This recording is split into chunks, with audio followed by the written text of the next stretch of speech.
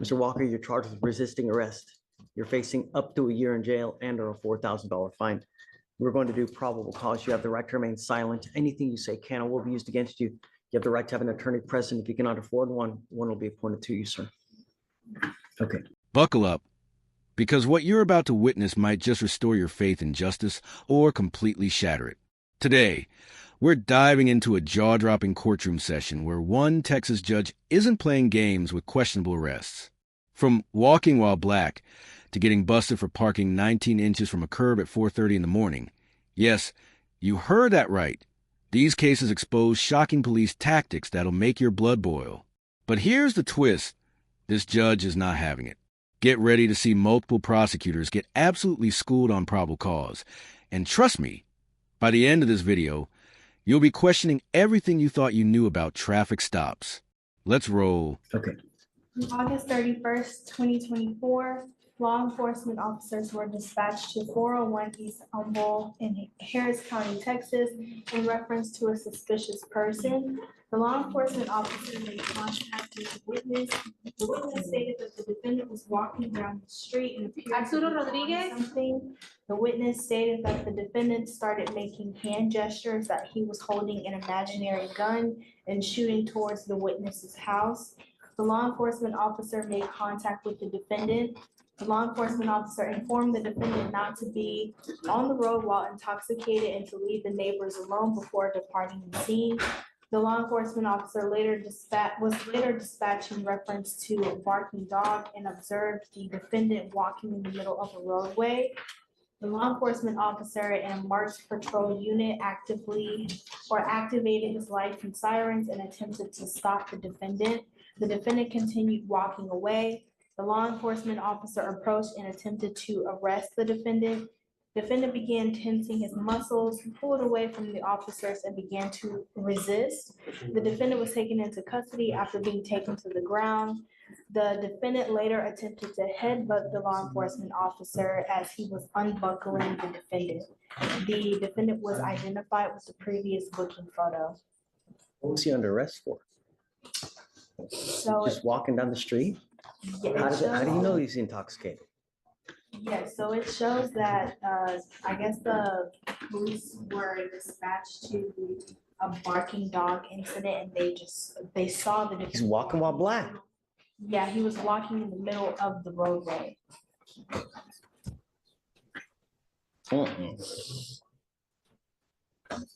No. Again, just walking down the road, just barking dog, boom. Sir. No, I'll find no probable cause. Mr. Walker, be careful where you're walking, man. People are always against you. You start acting a fool out there in the free world or start scaring people, it's not a good thing. You know what I mean? Just go ahead and take a seat for me momentarily, please. Hold up. Did we just witness what I think we witnessed? The prosecutor literally couldn't explain why Mr. Walker was arrested beyond walking in the middle of the roadway. But wait, it gets worse. They went from a barking dog call to arresting a man for walking. The judge straight up called it walking while black. And honestly, that's exactly what this looks like. No evidence of intoxication, no breathalyzer mentioned, just assumptions. And here's the kicker. They tried to charge him with resisting arrest when the initial arrest itself had zero probable cause. This is exactly why we need judges who aren't afraid to call out these bogus arrests. But trust me, this is just the beginning. The next case might be even more ridiculous. Mr. Martin, you're charged with evading arrest or detention. You're facing up to a year in jail and or a $4,000 fine. We're going to do probable cause. You have the right to remain silent. Anything you say can or will be used against you. You have the right to have an attorney present. If you cannot afford one, one will be appointed to you, sir.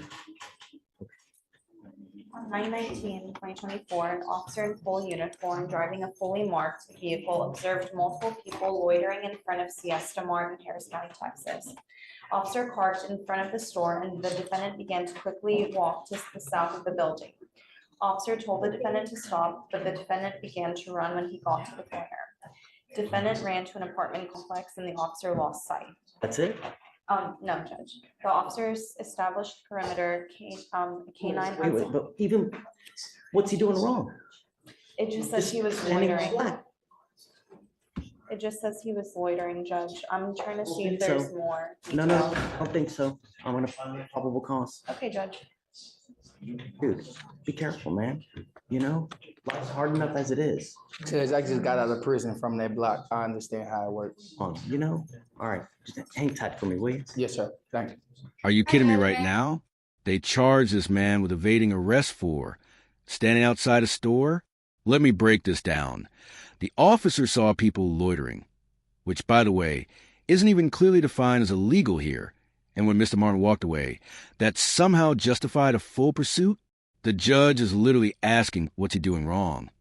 And the prosecutor has nothing, absolutely nothing. And here's what really gets me. Mr. Martin just revealed he recently got out of prison, which means any conviction could send him right back. This is how the system traps people in endless cycles. But wait, because a defense attorney in the next case is about to expose something that'll blow your mind about how these drug busts really go down. Hi, Judge. May I approach? Please. Thank you so much. I am here on Devin Shamlin, and I was appointed this morning. With an S. Yes.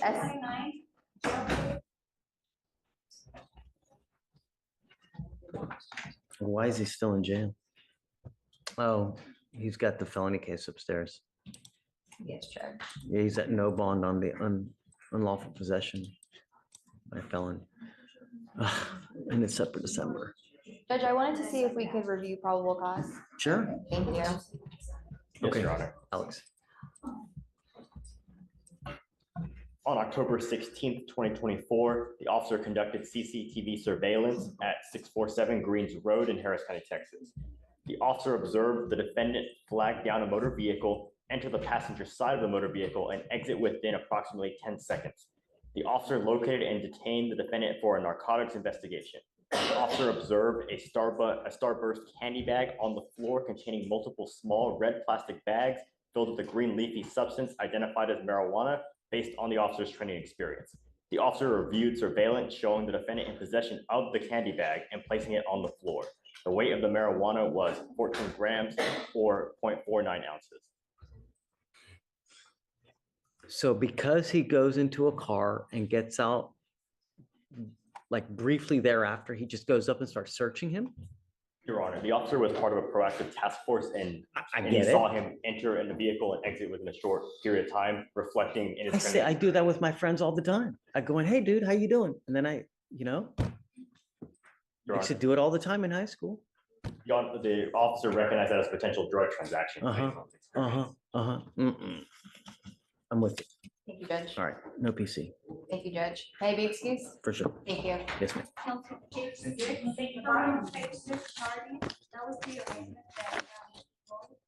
This judge is on fire. Did you catch what just happened? The prosecutor tried to argue that getting into a car for 10 seconds automatically equals drug dealing. The judge's response?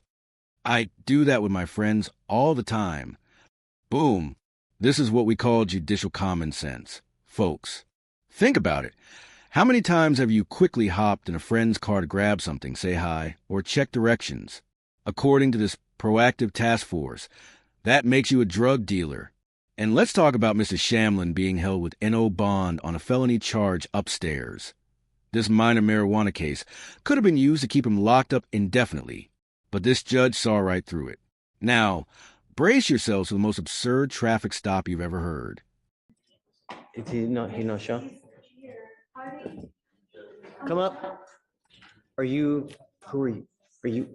Come on up. You can come too. Why on two different sides?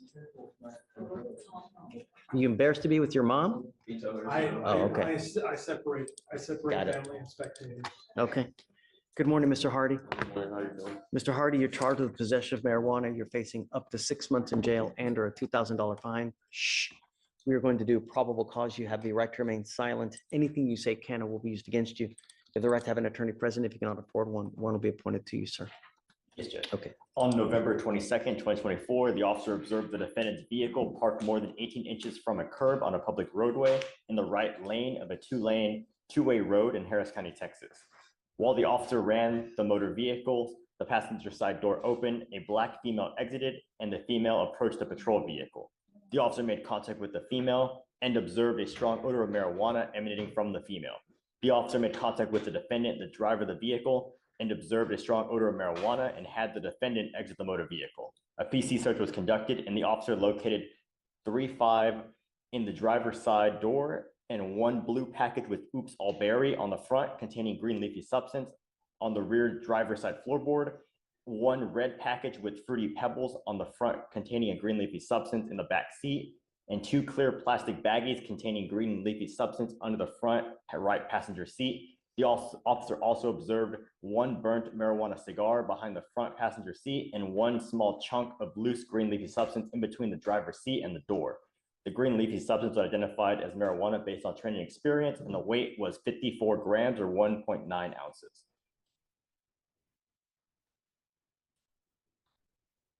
He was doing what that was wrong? So he was parked more than 18 inches from the curb on the right lane of a two-way road. So he was out. On earth are you gonna know that you're parking more than 18 inches? What time of day or night was this? Your Honor. Is it parking while black now? 18 inches. Are you actually serious right now? This officer supposedly eyeballed that someone was parked 19 inches from the curb instead of 18, and that justified a traffic stop? But here's where it gets absolutely insane. The defense attorney just dropped a truth bomb, parking while black. And notice how the prosecutor can't even tell us what time this happened? Let me ask you something. When was the last time you measured your parking distance from the curb? Do you even know what 18 inches looks like without a ruler? This is textbook pretextual stop, using a ridiculous technicality to profile and search vehicles. And the fact that Mr. Hardy's mom is in the courtroom watching her son face jail time over this? My heart breaks. But hold on, because the judge is about to demand answers.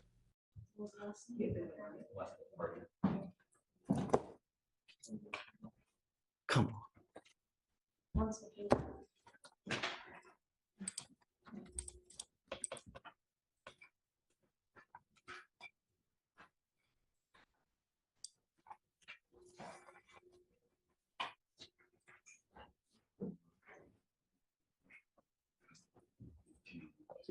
Yeah. Your Honor, there's no time listed. It just says the officer was on patrol around the 3518 block of Arbor Glen Drive when he observed the vehicle parked more than 18 inches from the curb. And so he goes up to the car because of that? No, Your Honor, a female passenger side exited the passenger side and approached their vehicle, and he observed a marijuana Oh, from but the because female. he comes up to them. Right? Stop. Are you losing? The officer wrote as he ran the vehicle, presumably the license plate. Right, he pulls him over. They were already parked on the side of the road 18 inches from the curb, and he came, I guess, parked behind, and he was running the vehicle, and then the passenger side door opened, a black female exited and approached his vehicle, the patrol vehicle, and he observed an odor of marijuana on the female, and then he made contact with the driver, where he observed marijuana odor in the vehicle. So the female approached the patrol vehicle.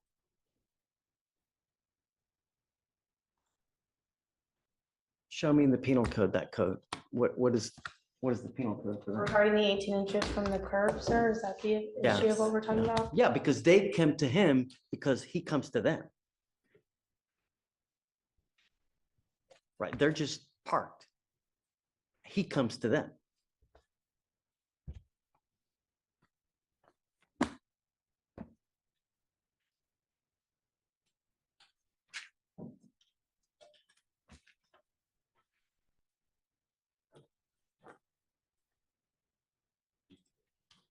It's got to be a transportation code, not penal code, you know? And Your Honor, regarding the timeline of events, it does appear that when they were parked that distance away, which could be arguably further, I don't know what it looked like at that time, but the female passenger is the one who exited first, and that was before officers ever made contact with them. So I don't know if you were thinking that the officers approached them first, but I just wanted to clarify that she approached first. What time of day or night was this? Trying to see that, Your Honor, in a second.